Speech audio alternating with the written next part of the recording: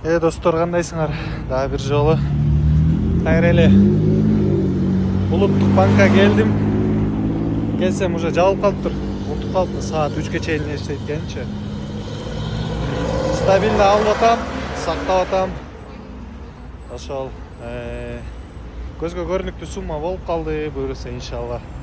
Дагы мындай айтайын дегеним, адамда биринчи очеред капитал болуш керек экен да. Кандай адам болбосун. Жарым жылга жете турган, фокус сен иштебей калсаң, жарым жылга жете турган капитал болуш керек астындачы. Ошондо жүрөгүң спокойный болот.